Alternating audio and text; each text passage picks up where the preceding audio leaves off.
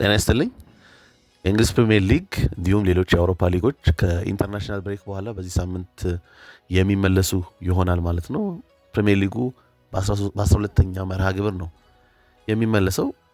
እንግዲህ ፕሪሚየር ሊጉን እንደሚታወቀው አርሰናል እየመራ ሲገኝ፣ ማንሲቲ ይቀጥላል፣ ቼልሲ ሶስተኛ፣ ሰንደርላንድ እያለ ይቀጥላል። አሁን ጥቂት ነገር ማንሳት የፈለጉት ከቀጣይ ፊክስቸሮች አንጻር ቀጣይ ኢንተርናሽናል ብሬክ ማርች ላይ ነው የሚመጣው። ስለዚህ ተከታታይ ብዙ ጨዋታዎች የምንመለከትበት እድል አለ። በአንድ ሳምንት ሁለት አይነት ጨዋታዎች የምንመለከትበት ጊዜ አለ ማለት ነው። ተከታታይ ብዙ ጨዋታዎች ይኖራሉ።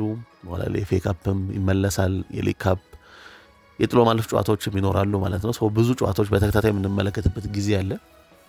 ከፕሪሚየር ሊጉ አንጻር ደግሞ ከተመለከትን ቀጣይ ፊክስቸሮች ስለሚኖራቸው ኢምፓክት የተወሰኑ ነጥቦችን ለማንሳት ነው ማለት ነው። ወደኋላ መለስ ብለን ሴፕቴምበር 22 2025 ላይ የነበረውን ጊዜ ብንመለከት ማለት ነው።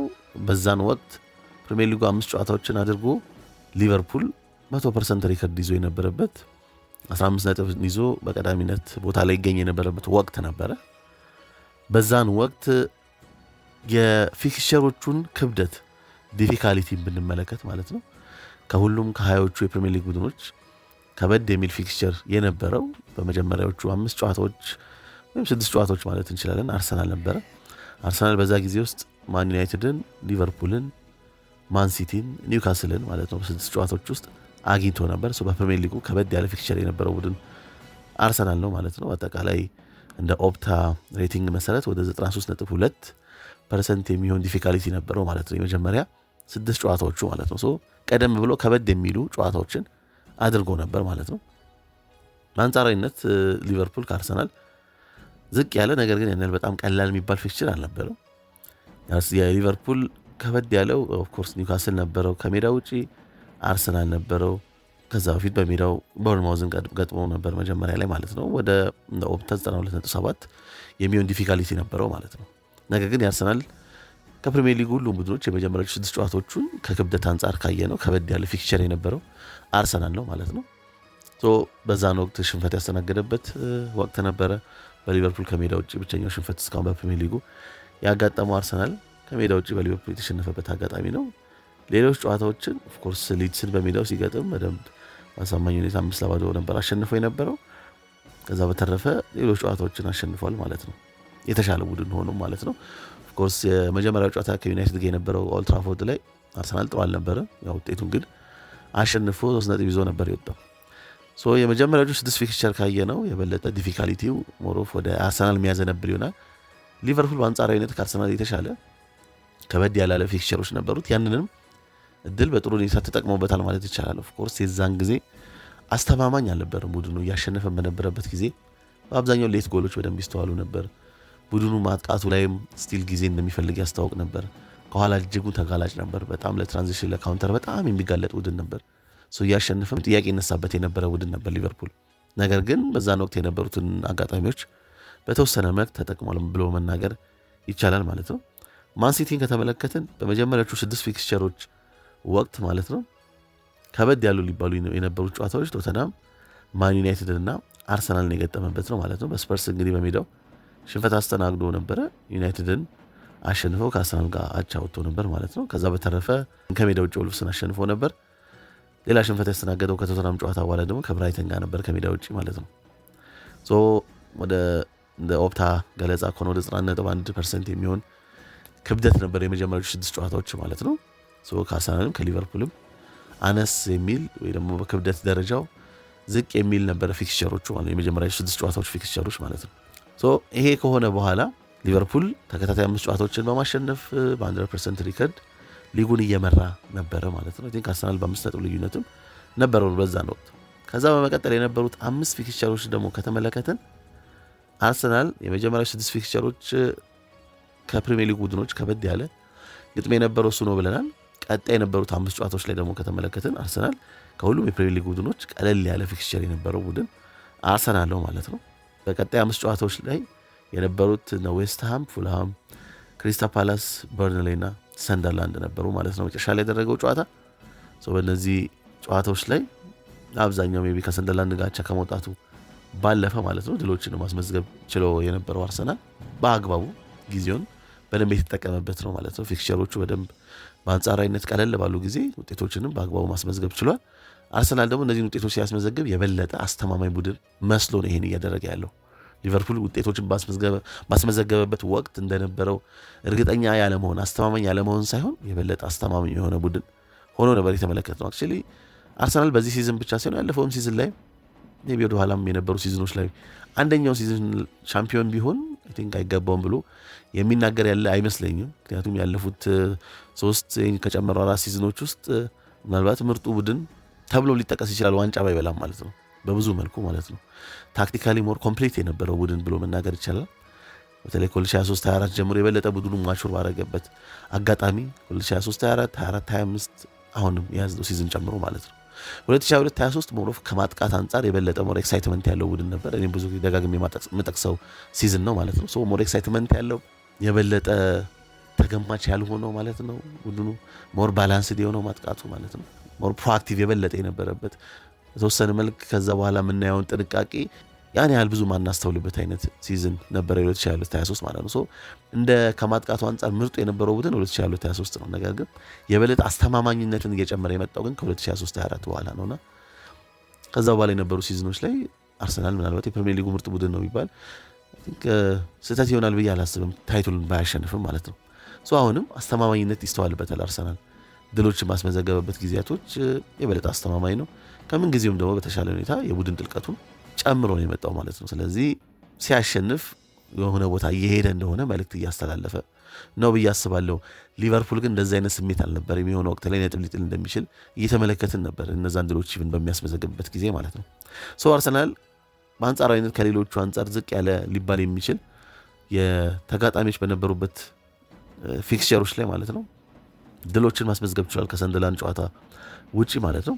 ሊቨርፑል በተቃራኒው ደግሞ ቀጣይ የሆኑ ከመጀመሪያዎቹ 6 ጨዋታዎች በኋላ የመጡት 5ቱ ፊክስቸሮች ማለት ነው በፕሪሚየር ሊጉ ሁለተኛው ከባድ ፊክስቸር የገጠመው ቡድን ነው ማለት ነው ሊቨርፑል ከብሬንትፎርድ በመቀጠል ማለት ነው። ሊቨርፑል በዛን ጊዜ ቼልሲን፣ ማን ዩናይትድን፣ ብሬንትፎርድን፣ አስቶን ቪላን እና ማን ሲቲን የገጠመው ማለት ነው። በዚህ ፊክስቸሮች ውስጥ በእነዚህ 5 ፊክስቸሮች ማለት ነው ቪላን ብቻ ነው ያሸነፈው። በቼልሲ፣ ማን ዩናይትድ፣ በብሬንትፎርድ እና በማን ሲቲ ሽንፈትን አስተናግዷል ማለት ነው። እነዛ ከባድ የነበሩ ጊዜያቶች ላይ የምንም ተቸግሮ ነው ያስተዋል ነው ሊቨርፑል ማለት ነው። ሲያሸንፍ አስተማማኝ እንዳልነበረ ሁሉ ሲሸነፍ ደግሞ መሸነፉም ተገቢ ሆኖ ቡድን ውስጥ ብዙ ስራ እንደሚፈልግ በሚገልጽ መልኩ ነው ሽንፈቶችን ሲያስተናግድ እየተመለከትን ያለ ነው። አሁንም ቡድኑ የበለጠ ስራ የሚፈልግ ከኋላው እጅጉን ተገላጭ ሞር ዲስፋንክሽናል የሆነ ቡድን ይመስላል። ፊት ለፊት መስመር ላይም ብዙ ጥሩ ፖቴንሻል ያላቸው ተጫዋቾች ቢኖሩ ማለት ነው ያን ያህል ኬሚስትሪ እየመጣ አይደለም፣ ያን ያህል ክሊክ እያደረጉ አይደለም። የበለጠ ማጥቃት ባህሪ ያላቸው ጥራት ያላቸው ተጫዋቾች ፊት መስመር ላይ ቢኖሩ አንድ ላይ መሰለፋቸው ነገር በጣም አጠራጣሪ ነው። እዚህ በተቻለ አቅም የተወሰነ የተሻለ ፎርም ላይ የሚገኙ ተጫዋቾችን ይዞ ሌሎቹን ከተጠዋዋቂ እያነሳ መሞከር ያለበትም ይመስላል። ስሎት የተወሰነ መሻሻል ፍንጭ ያሳየበት ጨዋታዎች ነበሩ። የቪላ ጨዋታ መጥቀስ እንችላለን። የሪያል ማድሪድን ጨዋታ ደግሞ የቻምፒየንስ ሊጉን መጥቀስ እንችላለን። ሁለቱ ጨዋታዎች ላይ ሊቨርፑል ያደረገው ሞሮፍ ወደ ቤዚክስ ነው የተመለሰው። ባለፈው ሲዝን ላይ ሻምፒዮን ሲሆን ወደ ነበረው አይነት ላይን አፕ የተመለሰው። ስለዚህ የበለጠ እሱ ባላንሱን ሰጥቶታል ማለት ነው፣ ማጥቃቱና መከላከሉ ላይ ማለት ነው። ሜቢ እሱን ነገር እያደረገ የበለጠ አዲሶቹን ተጫዋቾች ደግሞ ኢንቴግሬት ለማድረግ ቡድኑ መሞከር አለበት እንጂ በተቃራኒ ያሉትን ተጫዋቾች ያስፈረማቸውን ተጫዋቾች ወደ ላይን አፑ ከዚህ ቀደም ሲያደርግ እንደነበረው ለማድረግ ቢሞክር ችግሩ የሚቀጥል ነው የሚመስለው ማለት ነው። ብዙ ለውጦች አድርጓል በተጫዋችም በአጫዋትም ረገድ ማለት ነው። ሊቨርፑል ከዚህ በፊት የሰራሁት ቪዲዮ አለ። ሊቨርፑል እንደዚህ አይነት አቋም የዳረገው በጣም ብዙ አይነት ለውጦች ማድረጉ ነው። ከተጫዋችም አደሴም ታይም ከአፕሮችም አንጻር ሰው ከተጫዋች የሚታይ ነገር ነው። ከአፕሮች ስንል ደግሞ ምን ለማለት እንደፈለኩኝ እዛ ቪዲዮ ላይ ሄዳችሁ እንድትመለከቱ ጋብዛችኋለሁ ማለት ነው። በብዙ መልኩ ተለውጧል ቡድኑ። ከኋላ ሲመሰርት ተለውጧል። ጫና ለመፍጠር ሲሞክር ተለውጧል። የቡድኑ ከኋላ ቢልድ አፕ ላይ ፕሮግረሲቭ ፓሰሩ የነበረው ትሬንት ነበር፣ የኋላ መስመር ተጫዋች ማለት ነው። አሁን ይሄንን ስራ የሚሰራለት ተጫዋች በትሬንት ሌቭል ስለሌለ ማለት ነው ይህን ስራ እንዲሰራ የተወሰኑ ጨዋታዎች ላይ ስንመለከተው የነበረው የቡድኑ 10 ቁጥር ይሆናል ተብሎ የመጣው ወደኋላ ድሮፕ አድርጎ ይህን ስራ ለመስራት እየሞከረ የነበረው ፍሎሪያን ቪርትዝ ነው። ፕሮግረሰር ፓሰሩ ከራይት ባኩ ወደ 10 ቁጥሩ ሄዷል ማለት ነው። ሺፍቱ በደንብ በግልጽ የሚታይ ነው። ይሄ ምን አይነት ኢምፓክት አለው የሚለውን በአጠቃላይ የሰራሁት ፕሮግራም ላይ ጠቅሼዋለሁ። እሱን እንድትከታተሉ ጋብዛለሁ። ሊቨርፑል ከባድ ፊክስቸር ነበሩ። እነዛም ከባድ ፊክስቸሮች ውጤት ሊያገኝበት አልቻለም ነበር። ማን ሲቲም አራተኛ ከበድ ያለ ፊክቸር ነበር በቀጣዮቹ 5 ጨዋታዎች የገጠሙ ማለት ነው። ብሬንፎርድን ከሜዳ ውጪ፣ ኤቨርተንን በሜዳው፣ አስቶን ቪላን ከሜዳ ውጪ፣ ቦርንማውዝን በሜዳው እንደገና ደግሞ ሊቨርፑልን በሜዳው አድርጓል ማለት ነው ጨዋታ አድርጓል ማለት ነው። ከቪላ ጋር እንግዲህ በቪላ ሽንፈት ማስተናገዱ የሚታወስ ነው ማን ሲቲ ማለት ነው። እንደዚህ አይነት ፊክቸሮች ነበሩ ሶፋር የተመለከትናቸው 11 ጨዋታዎች ማለት ነው። ቀጣዮቹን 5 ጨዋታዎች ሰፋ ካረግነው ደግሞ 8ቱ ፊክቸሮች ደግሞ ከተመለከትን አሁን ደግሞ መጀመሪያ ላይ ተመልክተነው እንደነበረው ሜቢ ድል በተወሰነ መልክ ወደነ ሊቨርፑል አይነት ወይ ማን ሲቲ አይነት ልታዞር ነው ወይ የሚል አይነት ነገር የሚሰጠን ነው ማለት ነው። ምክንያቱም ሊቨርፑልና ማን ሲቲ በቀጣዮቹ 8 የፕሪሚየር ሊጉ ጨዋታዎች ከፕሪሚየር ሊጉ ቡድኖች ቀለል ያለ ፊክቸር የሚገጥማቸው ቡድኖች ናቸው ይላል ኦፕታ። ሊቨርፑል ቀለል ያለ ፊክቸር የሚገጥመው ቡድን በመሆን ወደ 87.3% ሲሆን ማለት ነው። ሁለተኛ ቀለል ያለ ፊክቸር የሚገጥመው ደግሞ ማን ሲቲ ነው ወደ 88.3 ማለት ነው። የሊቨርፑል ተጋጣሚዎች ብናይ ኖቲንጋም ፎረስትን ዛሬ የሚያስተናግድ ይሆናል። ከዛ በተረፈ ዌስትሃም፣ ሰንደርላንድ፣ ሊድስ፣ ብራይተን፣ ቶተንሃም፣ ወልቭስ እና ሊድስ ደግሞ በድጋሚ በሜዳው ያስተናግድ ይሆናል። የመጀመሪያው ሊድስ ከሜዳ ውጭ ነበር የሁለተኛው ዙር ጨዋታ ማለት ነው። ማን ሲቲ ደግሞ ዛሬ ኒውካስልን ከሜዳ ውጭ ገጥምና ከዛ ሊድስን፣ ፉልሃም፣ ሰንደርላንድ፣ ክሪስታል ፓላስ፣ ዌስትሃም፣ ኖቲንጋም ፎረስት እና ሰንደርላንድን ደግሞ ከሜዳ ውጭ ይገጥማል። መጨረሻ ላይ የመጀመሪያው በሜዳው የሚያደርግ ይሆናል። እነዚህ አይነት ናቸው ፊክሰሮቹ የሊቨርፑልና ማን ሲቲ። ከሌሎች ክለቦች አንጻር ከተመለከትን የበለጠ ቀለል ያለ ፊክቸር ነው የገጠማቸው። አርሰናል ከፕሪሚየር ሊግ ቡድኖች 8ኛ ከበድ ያለ ፊክቸሮች የሚኖሩት ማለት ነው። በ8ኛ ደረጃ ላይ የሚገኘው የአርሰናል ቀጣይ ፊክቸሮች ብንመለከት ነገ በሰሜን ለንደን ደርቢ ማለት ነው በሜዳው ቶተንሃምን ያስተናግዳል። በመቀጠል ደግሞ ስታንፎርድ ብሪጅ ላይ ሄዶ ቼልሲን የሚገጥም ይሆናል። ብሬንትፎርድን፣ አስቶን ቪላን፣ ወልቭስ፣ ኤቨርተን፣ ብራይተን እና አስቶን ቪላን ደግሞ በኋላ ላይ በሜዳው ያስተናግዳል። መጀመሪያ ላይ ከሜዳ ውጭ አድርጎ ማለት ነው። ብራይተን ደግሞ በሜዳው ነው የሚያደርገው። እነዚህ አይነት ፊክቸሮች ነው ያሉት። ከሊቨርፑልና ከማን ሲቲ ጋር ካስተያየ ነው የበለጠ ትንሽ ከበድ የሚሉ ፊክቸሮች ነው ያሉት ማለት ነው። እነዚህ 8 ጨዋታዎች ወሳኝ የሚሆኑበት እድል አለ። ሜቢ ሊቨርፑል በተወሰነ መልክ ፎርሙን ለማግኘት የሚረዳውን ፊክቸር የሚሆኑበት እድል አለ። እድል በተወሰነ መልክ ወደ ሊቨርፑልም እየዞረ ሊሆን ይችላል ብሎ ለመናገር ይቻላል ማለት ነው። ፊክቸሮቹ ብቻ ሌላውን ትተነው ፊክቸሮቹ ብቻ በቀጣይ የፕሪሚየር ሊግ ቴብል ላይ ሊፈጥሩ ስለሚችለው ኢምፓክት ነው ለማንሳት የሞከርኩት። ነገር ግን ፐርፎርማንስ ዋይዝ ብቻ የምንመለከት ከሆነ ቀድሜ እንደጠቀስኩት አርሰናል ከሌሎቹ ቡድኖች በተሻለ ሁኔታ አስተማማኙ ቡድን ነው። ሜይ ቢ ፕሪሚየር ሊግ ላይ ከሚገኙ ቡድኖች የበለጠ አስተማማኝ የሆነው ቡድን አርሰናል ነው። ኦፍኮርስ አሁን ጉዳት ገጥሞታል። ገብርኤል ማጋሌሽ አይነት የመሰለ ተጫዋች በጉዳት ቢያንስ ለአንድ ወር አይኖርም ማለት ነው።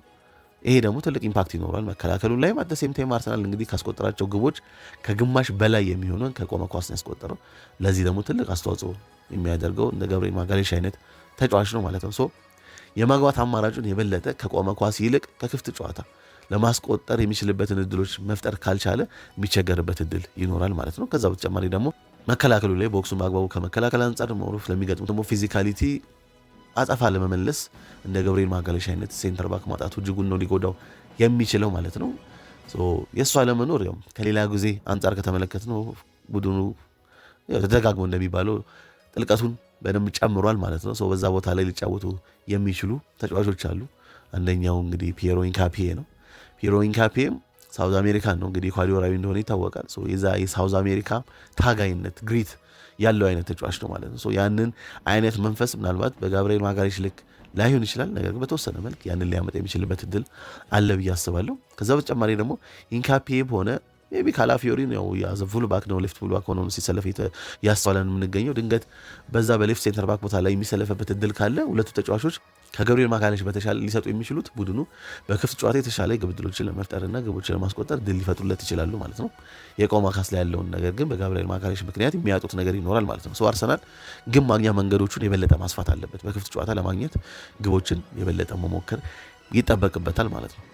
ግን ቡድኑ ምንም ጥያቄ የለውም ያለፉ ጨዋታዎች ላይ ወሳኝ ሊባሉ የሚችሉ ተጫዋቾች በጉዳት ምክንያት ሳይሰለፉ ተመልክተናል። እንደ ቡካዮ ሳካም አይነት ተጫዋች ሳይሰለፉ ተመልክተናል።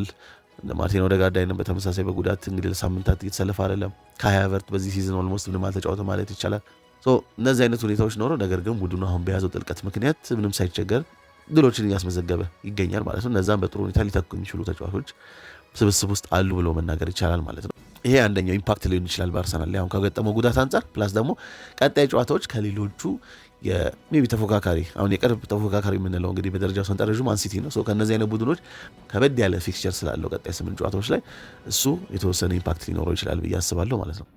ነገር ግን ማን ሲቲ ምን አይነት እድል አለው ከሚለው አንጻር ደግሞ እንግዲህ ማን ሲቲ አስተማማኝ ቡድን ነው ብዬ አላስብም። ስቲል አሁንም ተከታታይ ድሎችን ሲያስመዘግብ ተመልክተናል፣ ግን ሽፈቶችንም ሲያስመዘግብ ተመልክተናል ማለት ነው። ቡድኑ የበለጠ ማጥቃቱ ተሻሽሏል ብዬ አስባለሁ። የበለጠ ይሄ የሽግግር ወርሞር ቀጥተኛ የሆነው አጫወቱን ፔፕ የበለጠ ቶሎ አዳፕት አድርጓል ብዬ መናገር ይቻላል። ግን አንድ ነገር ሁልጊዜ መዘንጋት የለብንም ብዬ ማስበው ምንድን ነው ፔፕ ከዚህ በፊት በነበሩት ቡድኖቹ ላይ የበለጠው ሞር ኮንትሮል በሚመርጥበት ጊዜ ማለት ነው የእሱ አስተሳሰብን የሚገልጽ ነገር ነው ሜዳ ላይ የምንመለከተው። ደንበኛ የኮንትሮል አሰልጣኝ ነው። የበለጠ ኳስ መቆጣጠር የሚመርጥ አሰልጣኝ ነው። ማጥቃቱንም መከላከሉንም ኳስ በመቆጣጠር ውስጥ ማድረግ የሚፈልግ አይነት አሰልጣኝ ነው ማለት ነው። ፔፕ ነው ማንነቱን ነበር ሜዳ ላይ ሲያሳየን የተመለከትነው ስንመለከትም የነበረው ማለት ነው። ሌሎች ፔፕን ለመምሰል ነበር ከዚህ አንጻር በብዛት ሲሞክሩ የነበር። አሁን ግን ይሄ ፔፕ አይደለም። ይሄ ትክክለኛ የፔፕ ማንነት የሚገልጽ አይደለም። ጊዜው አስገድዶት አዳፕት ማድረግ ኖሮበት እያደረገበት ያለው ጊዜ ነው። ሞር መሪ ከዚህ ቀደም እንደነበረው ፔፕ የሀሳቡ መሪ ሳይሆን ሞሮፍ የሀሳቡ ተከታይ ነው ብሎ መናገር ይቻላል። ወደዚህም የመጣው እንደ ቦርንማውዝ እንደ ሊቨርፑል አይነት የበለጠ ሽግግርን ወይ ቀጥተኛ ማጥቃትን የሚመርጡ አይነት ቡድኖች አጫወት ጊዜ ነው ወቅቱ በሚል ነው እንግዲህ ለዛ የሚረዱትን ኮችንግ ስታፉንም ማካተት የጀመረው። ከዛ በኋላ ደግሞ በላይናፕ ውስጥ ወይም ስኳድ ውስጥም እንደዚህ አይነት ተጫዋቾች እንዲኖሩ ያደረገው ፕላስ ስብስብ ውስጥ የነበሩ ደግሞ ለእንደዚህ አይነት ተጫዋች የሚመቹ አይነት እንደ ጀርሚ ዶኩ ደግሞ የበለጠ አቅማቸው ማሳየት የቻሉት ማለት ነው። ማጥቃቱ በብዙ መልኩ ተሻሽሏል፣ መሻሻል አሳይቷል። እውነቱን ለመናገር ቀጥተኛነቱ የትራንዚሽኑ በደንብ መሻሻል ጀምሯል። በተለይ ደግሞ ከሃላንድ ጀርባ ፎደን፣ ሼርኪ እና ጀርሚ ዶኩ ሲሆኑ ማለት እነዚህ ሶስቱ ተጫዋቾች በጣም አስደናቂ የሆነ አይነት ኬሚስትሪ የበለጠ ስቲል አሁንም ማንሲቲ ነው በብዛት አጭር ቅብብል የሚያደርገው ማለት ነው። አንድ ፔፕ ከዚህ በፊት በብዛት የምናስተውልበት በዛ ፖዚሽናል አጫወቱ በኮንትሮል አጫወቱ ላይ ተጫዋቾች በቦታቸው ሆኖ ኳሱ በፕሮሰስ መጥቶ እነሱ ጋር እንደሚደርስ በማመን ማለት ነው ኳሱ የበለጠ ወደፊት ፕሮግረስ እንዲያደርግ ነበር ለማድረግ የሚሞክረው። አሁን ግን የበለጠ አፕሮክሲሜቲን እየተጠቀመ ነው። የሪሌሽኒዝም የሚባለው አይነት አስተሳሰብ ከፖዚሽናል የሚለየው አንደኛው ነገር ማለት ነው የአፕሮክሲሜሽን ነው። አንድ ቦታ ላይ ተጫዋቾች ሰብሰብ ብለው ማለት ነው ኳስን ተጫውተው ለማለፍ የሚሞክሩበት መንገድ ማለት ነው። ይህን አይነት ነገር እናስተውልበታለን። በሊቨርፑል ጨዋታ ላይ የበለጠ ሚድፊልድ ኦቨርሎድ ለማድረግ ሲሞክር ነበር ማንሲቲ ማለት ነው። አንዳንድ ሀሳቦቹ ይበልጥ ያለፈውን ጊዜ ደግሞ በብዙ መልኩ የሚቃረን ሆኖ ነው የምናገኘውና ፔፓዊ አይነት ነገር አይደለም ወይ የፔፕ አይነት ነገር አይደለም ሜዳው ላይ የምንመለከተው ከዚህ ቀደም ከነበረው አንጻር ከራሱ ከአሰልጣኙ አንጻር ማለት ነው። ኤኒቲንግ ካን ሃፕን። አሁን የራስ ሀሳብ ሲሆን የሀሳቡ ዋናው አራማጅ የሆነው የሆነ አይነት መፍትሄ አያጣም ብለን ልንናገር እንችላለን። የበለጠ ለተጋጣሚ ቡድን ያን ያህል እድል አይሰጥም ብለን ልንናገር እንችላለን። ነገር ግን እንደዛ በማይሆንበት ጊዜ ሀሳቦች ከሌላ ወይም ጊዜው አስገድዶ ከሆነ የተቀየረው ምንም ነገር ሀፕል የሚያደርግበት እድል አለ። ከአርሰናል ጋር አይተነዋል። በደንበኛ በዲፕ ብሎክ ለመከላከል ሲሞክር ነው ውጤቱን ለማስጠበቅ ሲሞክር ማለት ነው ተመልክተና ሰከንድ ሃፍ ላይ ከቦርንማውዝ ጋር ዝቅተኛ ከ50% በታች የኳስ ቁጥጥር ኖሮ ስንመለከተው ነበር። ሊቨርፑል ጋር በተመሳሳይ ሰከንድ ሃፍ ላይ አይ ቲንክ ወደ 40% አካባቢ ነበር የኳስ ቁጥጥር የነበረው ማለት ነው።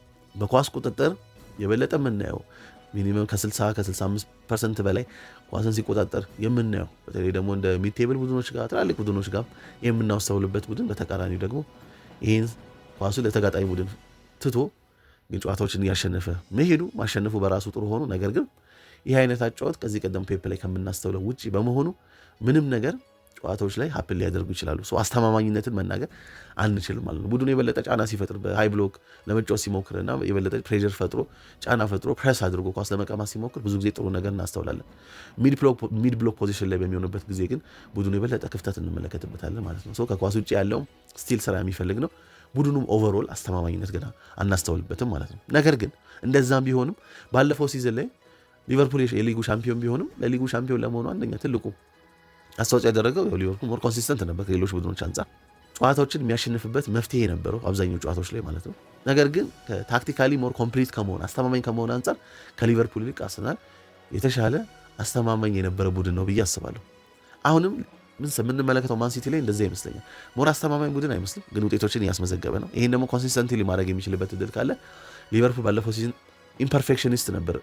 ሊቨርፑል ባለፈው ሲዝን ላይ ያን አይነት ኢምፐርፌክት የሆነ ቡድን ሻምፒዮን ሲሆን አይተና እንደዚህ አይነት እድል ማንሲቲ ሊገጥም የሚችልበት እድል አለ ብሎ መናገር ይቻላል ማለት ነው። ነገር ግን የተሟላ ከመሆን አንጻር አሁንም አርሰናል እጅጉን የተሻለው ቡድን ነው በፕሪሚየር ሊግ ላይ ማለት ነው። ፊክስቸሮቹ እነዛ ናቸው። ከፐርፎርማንስ አንጻር ደግሞ እነዚህ ነጥቦች ማንሳት የምንችል ይመስለኛል። እስኪ ምን ታስባላችሁ ስለ ፕሪሚየር ሊጉ ታይትል እስካሁን ስለተሄደበት መንገድ ስለ ቀጣይ ጨዋታዎች ምን ነግሮናል? ምን የሚነግረን ነገር አለ ብላችሁ ታስባላችሁ? እስኪ ሀሳባችሁን በኮሜንት መስጫ ላይ ያስቀምጡልኝ። ስለምታደምጡኝ ከልብ አመሰግናለሁ። ላይክ፣ ሼር፣ ሰብስክራይብ እያደረጋችሁ መልካም ጊዜ